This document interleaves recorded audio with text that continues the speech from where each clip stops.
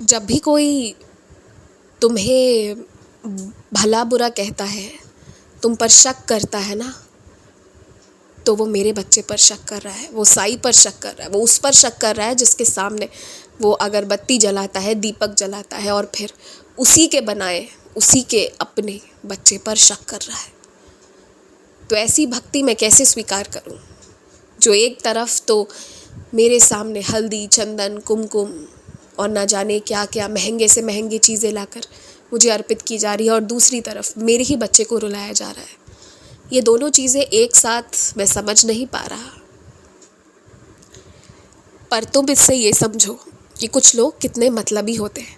अगर ज़रूरत हो तो देखो, वो मेरे लिए भी महंगे से महंगा सामान ले आते हैं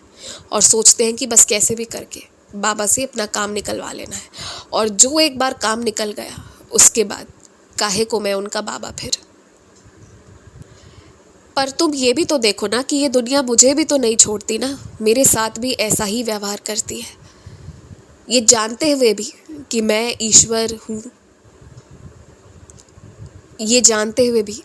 कि ईश्वर को कभी भी अपशब्द नहीं कहना चाहिए, या फिर ईश्वर के साथ छल कपट करने की कोशिश नहीं करनी चाहिए, फिर भी करते हैं। हज़ारों लाखों लोग वैसा भी करते हैं। तो मैं बस तुम्हें यही बता रहा हूँ कि जब भी सच्चाई के मार्ग पे भी चलोगे ना, या यहाँ तक कि गलत रास्ते पर जो चलता है उसे तो खैर गलत सुनने की, बर्दाश्त करने की आदत हो जाती है, और जो सच्चाई के मार्ग पर चलता है, मुझे पता है इसलिए उसे वो चुभन होती है, क्योंकि उसने वो नहीं किया। लेकिन मैं तुम्हें एक बात सिखा रहा हूँ, यदि शांत रहकर आगे बढ़ोगे ना तो बहुत आगे निकल जाओगे, और यदि सबका जवाब देने के लिए रुकोगे तो बहस करने के चक्कर में जितना आगे निकल सकते थे उससे थोड़े पीछे ही पर तुम्हें रुकना होगा। बस बात यह है, किसी से कोई बहस मत करो। मुझे पता है तुम्हारे अंदर बहुत हद तक बर्दाश्त करने की क्षमता बढ़ चुकी है, बहुत देर तक शांत रहते हो,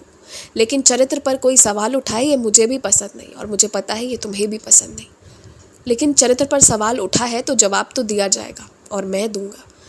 तुम देखते जाओ, छड़ी घूमी है अभी, कैसे कैसे सब होता है। जो तुम्हारा त्याग कर रहे हैं